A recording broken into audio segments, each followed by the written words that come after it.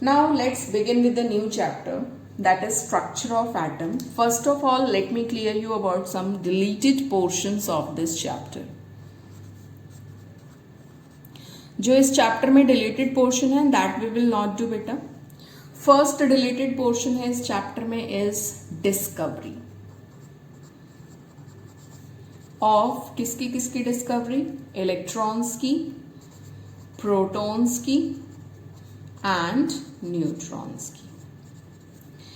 Next Thomson model of atom, means जो आपने small classes में किया हुआ है वो सारा हमारा इसने डिलीट किया हुआ है. Rutherford model of atom.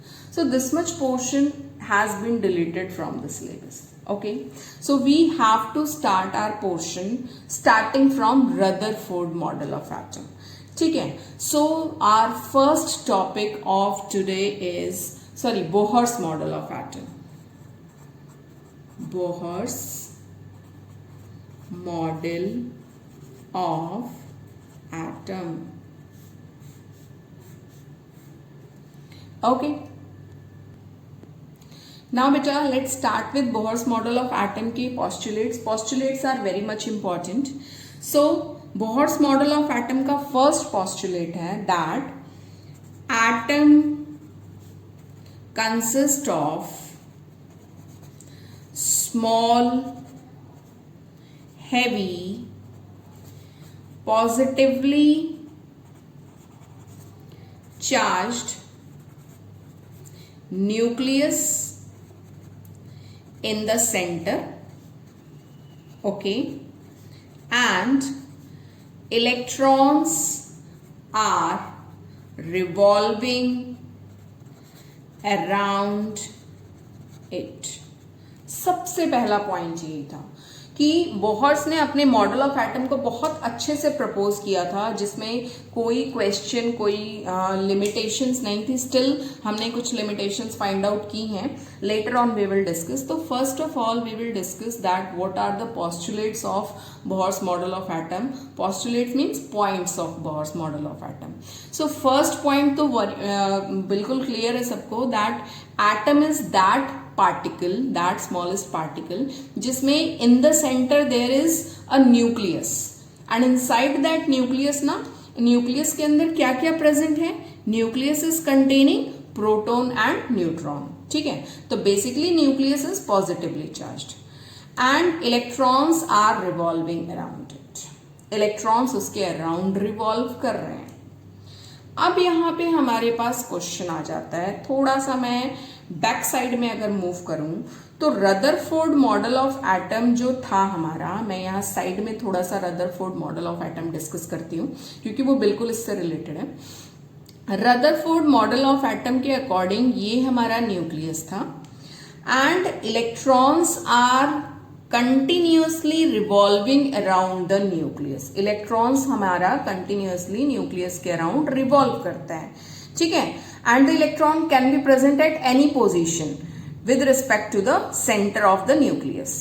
Now, अगर हम रदरफोर्ड मॉडल ऑफ एटम को यहाँ पे कंसीडर करते हैं, जिसका आंसर यहाँ मिलेगा, पहले प्रॉब्लम सुन लो फिर हम यहाँ पे आंसर देंगे. If the electron is supposed to move continuously around the nucleus, तो हमारी इंफॉर्मेशन के according whenever we are doing or whenever anything is doing work, continuously it is losing its energy. ठीक है. तो इलेक्ट्रॉन फॉर एग्जाम्पल यहाँ present है, वो nucleus के अराउंड कंटिन्यूसली रिवॉल्व कर रहा है. See the case and in its revolution and rotation ना, it is continuously losing its energy, coming close to the nucleus. Finally it should fall inside the nucleus and atom should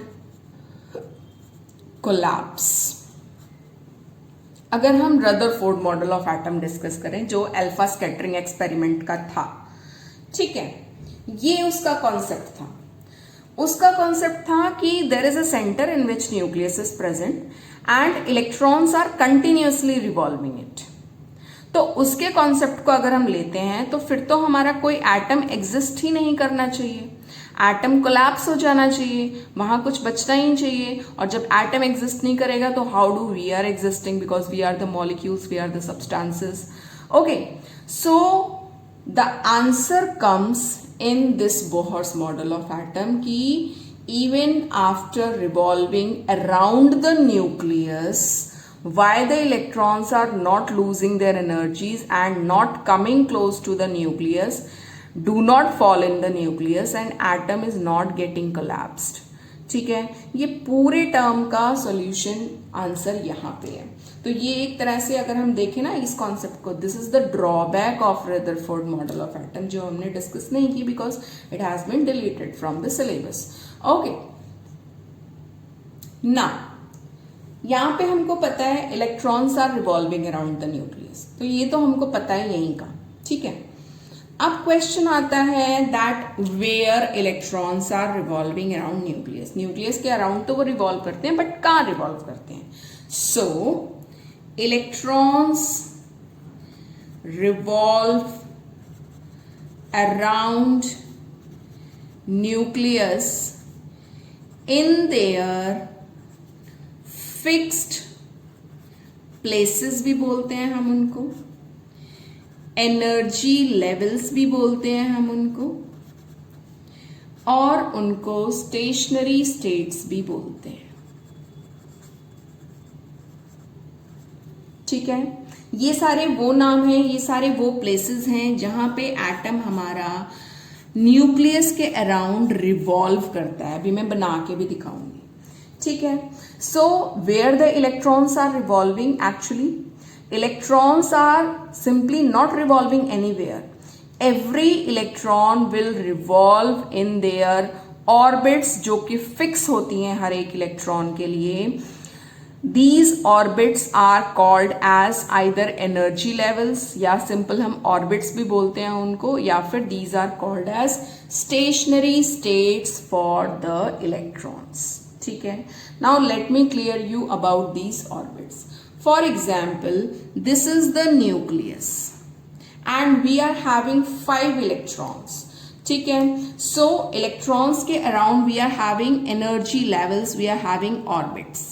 first orbit, second orbit, third orbit, fourth orbit. ये circular होना चाहिए था, थोड़ी मेरी drawing बहुत अच्छी है तो ऐसा बन गया। Now the electron, some of the electrons are revolving in this one, some of the electrons are revolving in second orbit, some of the electrons are revolving in third orbit, some of the electrons are revolving in fourth orbit। ठीक है, उसके आगे भी revolution होता है जितनी orbits हमारी available होंगी। ठीक है, अब यहाँ पे क्वेश्चन, बहुत सारी कंफ्यूजन बच्चों को होती है, कितनी ऑर्बिट होती हैं टोटल, हमें कैसे पता चलेगा? So all answers will be given only in this chapter, don't worry about that. And बेटा these orbits or these places or these energy levels or these stationary states are represented by small n। small n की value यहाँ पे कितनी है? Orbit number 1, orbit number 2, orbit number 3 और orbit number 4 इसके आगे भी होती है। ठीक है, आ रही है बात समझ में? अब यहाँ पे क्वेश्चन केवल क्या रह गया है, how do we come to know कि कौन सा इलेक्ट्रॉन किस ऑर्बिट में रिवॉल्व करेगा। ऐसा भी तो हो सकता था कि ये जो ब्लू ग्रीनिश कलर वाला इलेक्ट्रॉन है ये हमारा फर्स्ट ऑर्बिट में क्यों नहीं रिवॉल्व कर सकता, ये हमारी फोर्थ ऑर्बिट में ही क्यों रिवॉल्व करेगा। ठीक है, तो उस क्वेश्चन का आंसर है, इस पॉइंट का आंसर है, the electron will revolve only in a particular orbit if के आगे अब सुनो, the energy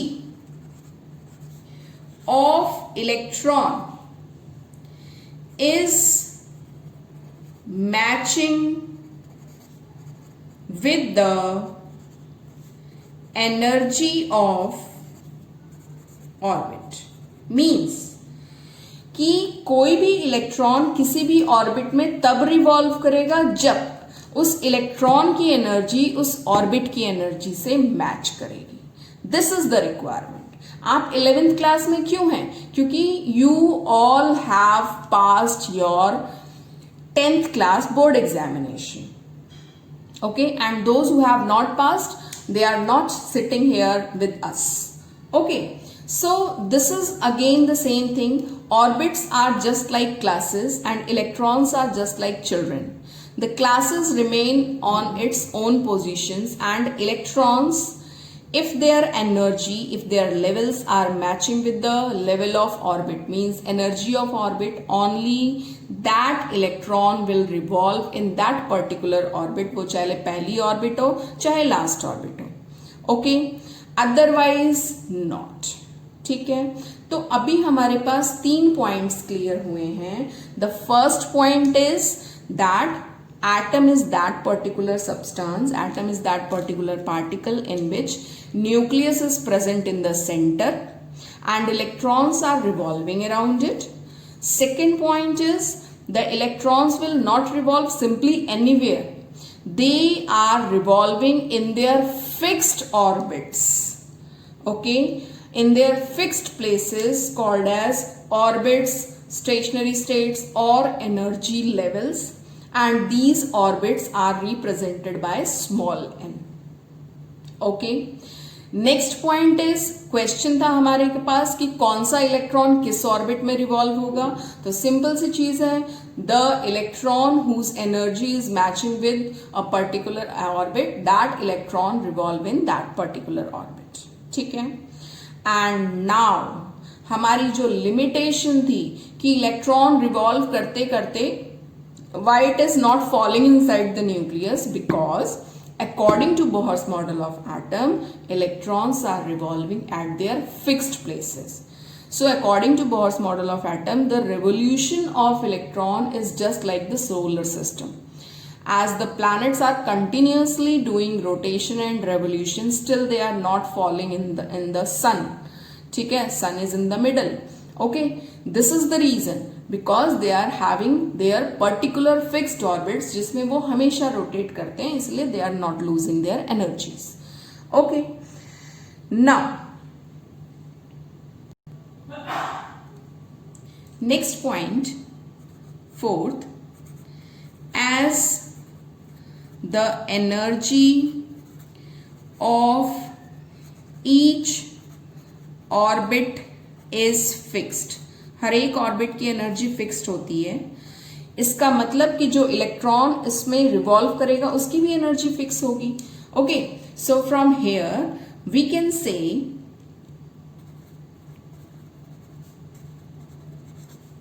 that energy of electron is also fixed, means the energy of electron is quantized. It is a very new word for you. Question आता है, what do you mean by quantization of energy? So quantized का मतलब भी fix होता है बेटा. So quantization of energy, when we say the energy of electron is quantized, it means the electron is having a fixed value of energy. Why it is having a fixed value of energy? क्योंकि जिस orbit में वो rotate कर रहे हैं, वो revolve कर रहे हैं, उस ऑर्बिट की एनर्जी फिक्स है, तो इसलिए ऑटोमेटिकली इलेक्ट्रॉन्स की भी एनर्जी फिक्स होती है. ठीक है, अनटिल एंड अनलेस, अब देखो यहाँ पे केसेस आ जाएंगे, अनटिल एंड अनलेस हम एटम को एक्स्ट्रा एनर्जी नहीं दे रहे हैं. ये सारे केसेस धीरे धीरे इस चैप्टर में आएंगे. अभी के लिए this is one. Okay, so note this point, ये बहुत इंपॉर्टेंट है हमारा. क्वेश्चन इस पॉइंट पे आता है, 1 mark question. What do you mean by quantization of energy, what is quantized energy, and why we call the energy of electron is quantized. तो this यहां से बहुत सारे क्वेश्चंस बन जाते हैं. Okay, now next part is question arises that how can we calculate the energy of different orbits. Okay, so for that we are having a Bohr formula. The formula is energy of different stationary states means orbits means n, small n, can be calculated with the help of the formula. What is the formula?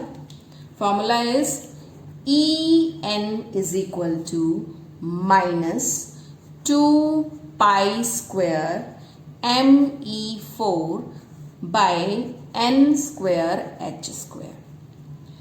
अब देखो यहां पे भी हमारे पास है E is energy, किसकी energy? Orbit की energy, n की एनर्जी, ठीक है, एनर्जी ऑफ ऑर्बिट में यहां मेंशन कर दे रही हूं। n is number of orbit, जिस ऑर्बिट में हमारा वो इलेक्ट्रॉन प्रेजेंट होगा वो मेंशन किया जाएगा। पाई आपको पता है, पाई की value it is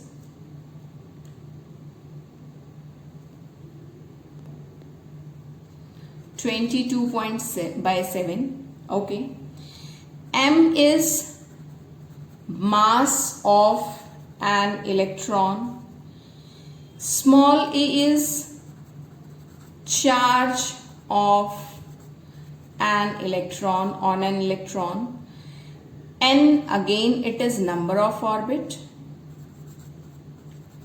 and H is very new for you. अभी मे बी आप इसको ना समझो, but later on in this chapter ये H जो है बहुत जगह आता है। ये कैसे आया, how it has been discovered, इसको डिराइव कैसे किया, ये सारी चीजें इसके बारे में we will just get back to you with this part that is called as Planck's constant.